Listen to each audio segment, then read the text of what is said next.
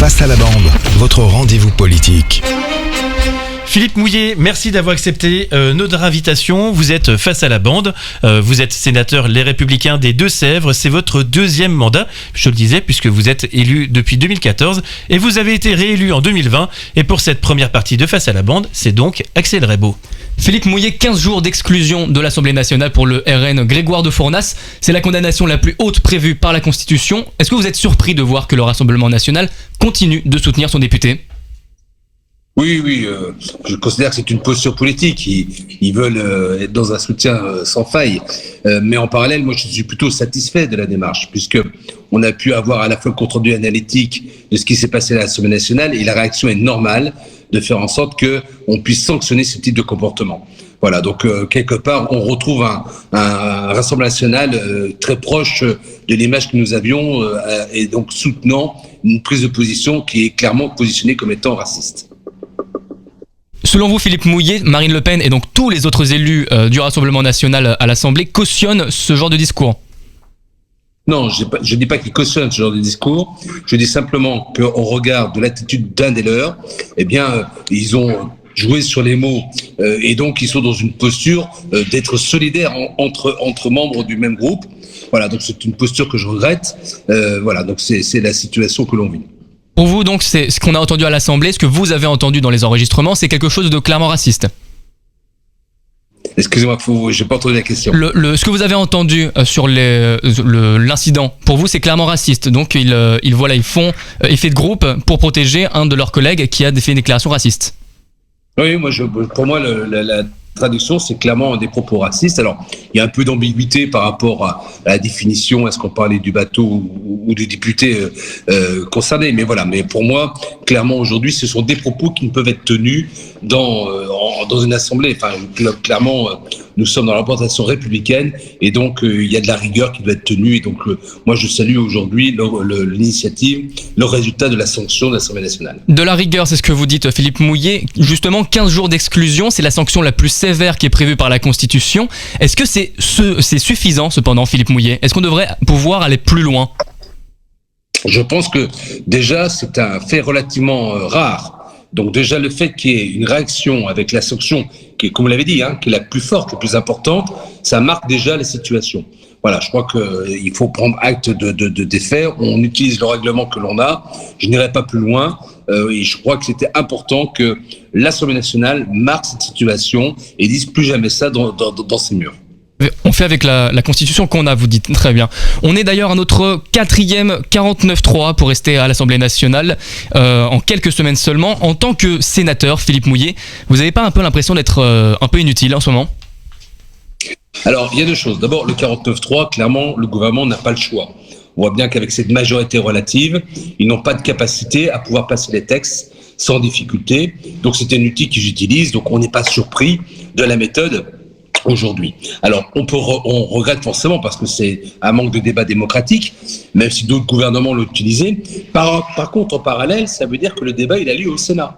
C'est au Sénat où là, il n'y a pas de 49.3, que l'on peut discuter, que l'on peut négocier, que l'on peut combattre des points avec le gouvernement. Et donc, ça devient un espace aujourd'hui qui redonne quelque part des valeurs au débat démocratique. Voilà, donc Philippe Mouillet, qu'est-ce qu'il y a de démocratique lorsqu'il y a débat, mais au final, le gouvernement décide seul, de manière singulière, que non, on n'écoutera pas les directives, les remarques, les amendements de l'Assemblée et du Sénat, puisque c'est ce qui se passe aujourd'hui. Pour le Sénat, l'expérience nous montre que généralement, avec un 49.3, plus de 50% des amendements du Sénat restent dans le texte. Voilà, parce que c'est le seul espace de dialogue, de débat. Donc je pense qu'il faut relativiser l'impact pour le Sénat, mais clairement, on voit bien que c'est un outil qui limite l'expression démocratique, puisque le gouvernement impose, en tout cas, ses grands choix politiques. Vous dites justement, Philippe Mouillet, qu'il n'a pas le choix, mais est-ce que justement les Républicains ne devraient pas un peu plus s'insurger ? Ce sont les seuls, en tout cas, dans l'opposition qui n'ont pas voté les motions de censure. On en est à la 4e qui échoue. Donc, est-ce que les Républicains ont raison de ne pas s'opposer, en gros faire le jeu du gouvernement ? Alors, on fait le jeu du gouvernement ou on fait plutôt le jeu de la France ? Il y a deux attitudes. Soit on considère que l'on suit les motions de censure et on sait qu'on fait tomber le gouvernement. Et qu'on retourne aux élections dans un contexte national extrêmement tendu. On le voit tous les jours sur le plan économique, que ce soit le plan également en matière de sécurité. Donc aujourd'hui, nous considérons que l'intérêt de la France, c'est de pouvoir plutôt peser, de faire en sorte qu'un certain nombre, projet par projet, dossier par dossier, de nos idées puissent être portées dans les textes et non pas de faire tomber le gouvernement qui nous aiderait dans une crise politique sans précédent en France. Voilà, donc c'est plutôt un choix à la fois politique, mais c'est un choix où on montre notre différence, mais en même temps notre responsabilité vis-à-vis de la France. Philippe Mouillet, est-ce qu'on peut vraiment dire que c'est pour la France ? Est-ce que c'est pas juste aussi un certain calcul politique ? On sait qu'avec le 49.3, les politiques du gouvernement vont être abouties. C'est un peu une manière de bien se faire voir de la majorité pour essayer de faire passer au moins quelques-unes de vos idées. C'est ce que vous voulez aujourd'hui des Républicains ? Moi, j'inverserai le système. Le 49.3 va concerner uniquement le budget. Il y a tous les autres textes. Et la Constitution limite le nombre d'usages du 49.3. Donc ça veut dire que dans les autres dossiers, dans un certain nombre de dossiers, on a des textes qui vont venir sur l'immigration. Ça veut dire que sur ces textes-là, le gouvernement n'aura pas d'autre solution que de négocier avec nous et de que nous puissions imposer un certain nombre de nos idées dans les textes. Donc c'est plutôt un outil pour lequel nous avons, nous, la capacité réelle, les Républicains, de peser. On ne gouverne pas tous les textes par le 49.3. Rappelons les éléments de la Constitution, c'est limité, le nombre est limité. Certes pour le budget, mais ça reste un acte politique important, mais ça reste que le budget. Tous les autres textes de loi devront nécessiter une négociation avec les Républicains.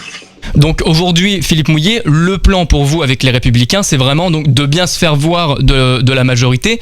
Est-ce qu'on peut vraiment dire que vous êtes dans l'opposition du coup ? Certains disent voilà, aujourd'hui les Républicains ils font le jeu de la majorité. Comment est-ce qu'on empêche les Républicains de devenir juste Renaissance bis ? Alors, simplement, moi, j'aime pas du tout le terme de bien se voir. On n'a pas besoin de bien se faire voir de la majorité. Nous sommes dans un rapport de force parce que nous sommes clairement dans l'opposition. Moi, je suis en train de négocier un certain nombre de sujets en ce moment sur le projet de loi de finances et sécurité sociale. On n'est pas dans une volonté de bien se faire voir. On est vraiment dans un rapport de force dans lequel, eh bien, c'est du donnant-donnant, c'est une négociation. En parallèle, qu'est-ce qui se passe ? De nouveau, c'est un débat. Donc aujourd'hui, Philippe Mouillet, pour vous, c'est ça, c'est les Républicains, ce sont les faiseurs de roi. C'est la phrase qu'on entend souvent. Une crise politique fondamentale en France, dans une période où nous n'en avons pas besoin. On a une crise qui arrive économique qui est fondamentale pour 2023. La situation du moment n'est pas celle-là. C'est pas de bien se faire voir. C'est surtout de faire en sorte qu'en responsabilité, un certain nombre de nos principes, un certain nombre de nos valeurs, de nos choix politiques soient inscrits dans le choix. On a bien compris, Philippe Mouillet, très rapidement. Nous avons tout notre poids. Très rapidement, Philippe Mouillet, dans un mois, il y a le congrès des LR. Vous soutiendrez qui ? Alors moi, je suis déjà mobilisé derrière Bruno Retailleau. Voilà, donc j'ai déjà fait mon choix. Philippe Mouillet, merci Axel. Je rappelle que vous êtes sénateur Les Républicains des Deux-Sèvres et on se retrouve très vite pour que vous affrontiez la bande. Face à la bande, votre rendez-vous politique.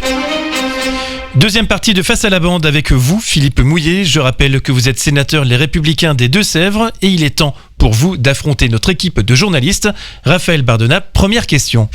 Le gouvernement a dévoilé mercredi 1er décembre les grandes lignes de son projet de loi sur l'immigration avec un titre de séjour métier en tension afin de recruter dans les secteurs en pénurie de main-d'œuvre.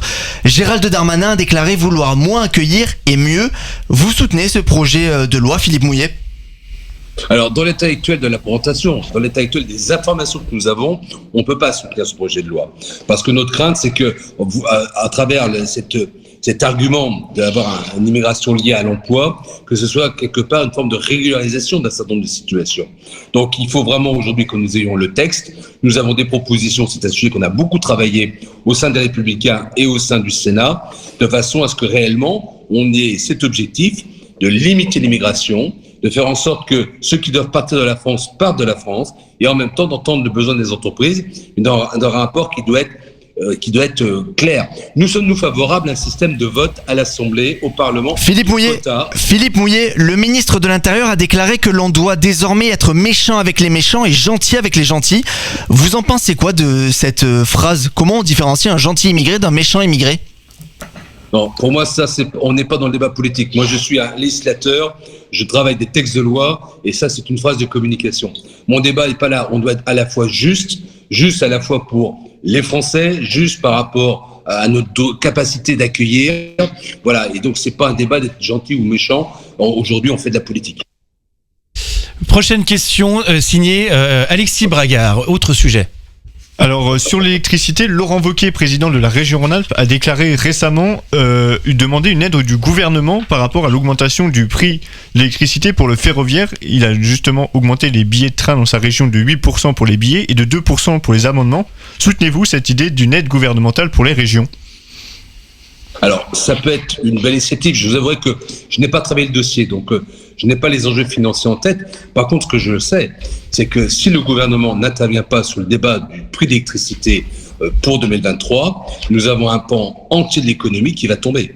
C'est vrai, il y a le sujet des ferroviaires, mais c'est vrai pour le nombre de PME, d'entreprises que je croise tous les jours, qu'aujourd'hui se trouve dans une situation où que s'ils restent, j'irais, soumis au marché libre, à la cotation financière du marché libre, eh bien, nous aurons une catastrophe économique. Donc, il y a besoin d'une réaction, il y a besoin d'une intervention, il y a besoin d'un débat national, certes d'aide et de soutien, mais surtout un débat européen, parce que la non-maîtrise de l'énergie en France deviendra une catastrophe économique au-delà du ferroviaire. Ça ferait pas beaucoup de monde quand même à aider entre les régions, les entreprises, les PME, et ça ferait beaucoup d'argent encore alors qu'on vient de sortir du Covid et qu'on a déjà dépensé énormément avec le quoi qu'il en coûte. Comment on financerait toutes ces mesures ?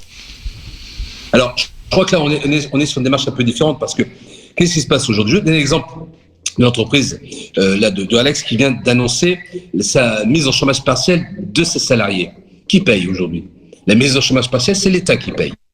Aujourd'hui, ça coûte beaucoup moins cher de l'État de venir soutenir des entreprises créateurs, de valeur ajoutée, créateurs de TVA, créateurs de richesse, que de faire en sorte de financer des personnes qui seront sans activité. Donc il y a un équilibre à trouver. On est sur une pente qui n'est pas favorable, mais on sait que le soutien à l'économie nous permettra de conserver des recettes financières.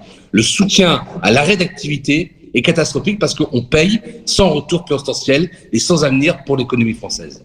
Philippe Mouillet, je rappelle que vous êtes face à la bande et la prochaine question de la bande est un autre sujet. Ça concerne Israël et la question vous est posée par Adrien Hardy. Benjamin Netanyahou a été réélu à la tête d'Israël. L'extrême droite revient au pouvoir.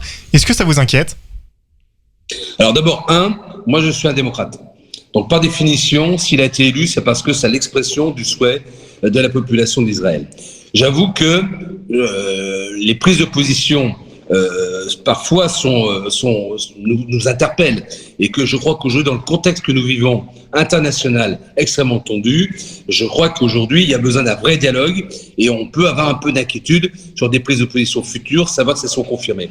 Voilà. Je ne suis pas sûr que c'est une source de stabilité de la région. En tous les cas, c'est le choix démocratique du pays. On sait que Benjamin Netanyahou n'est pas forcément très ouvert, notamment sur la question du conflit entre Israël et la Palestine. Quelle est votre position sur cette situation ? Je crois qu'aujourd'hui, il faut surtout retrouver un vrai dialogue. On est dans une position extrêmement ferme entre, je dirais, deux situations de reconnaissance du territoire. Je crois qu'aujourd'hui, le vrai débat, c'est à la fois la capacité à ce qu'on puisse reconnaître, pour moi, clairement, un État palestinien, mais en même temps qu'on puisse avoir la capacité de donner la sécurité et un vrai devenir pour l'État d'Israël. Voilà. On a un sujet d'équilibre dans lequel on bascule toujours en extrême à l'autre.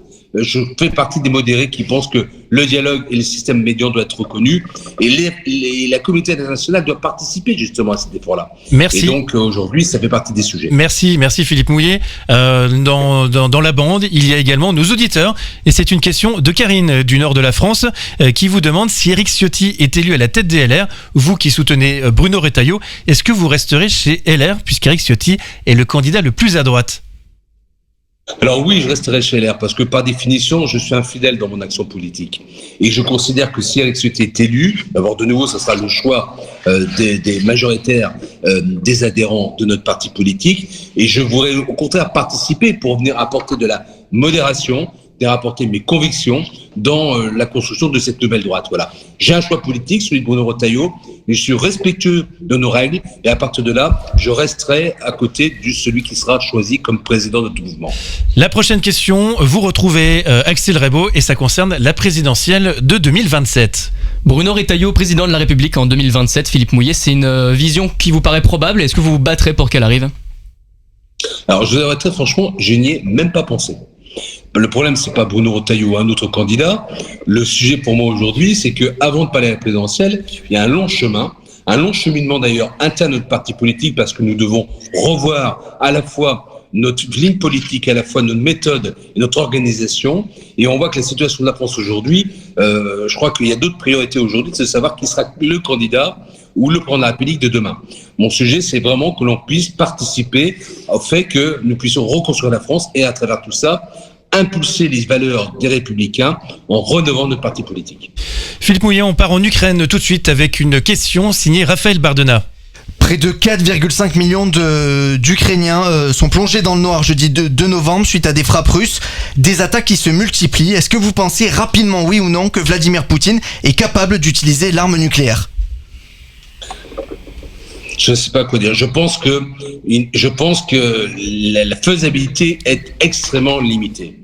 Mais malheureusement, je ne peux pas dire qu'avec certitude, parce que je n'ai pas les informations, je n'ai pas les données, je pense que la réaction internationale serait telle que ce serait catastrophique pour Poutine, quels que soient les effets collatéraux de ce type de tir. Voilà, aujourd'hui, je reste plutôt optimiste dans une capacité à dire que il ne peut pas aller jusque-là. Philippe Mouillet, merci d'avoir accepté notre invitation. Merci d'avoir joué le jeu de Face à la bande. Je rappelle que vous êtes sénateur Les Républicains des Deux-Sèvres. Face à la bande, votre rendez-vous politique.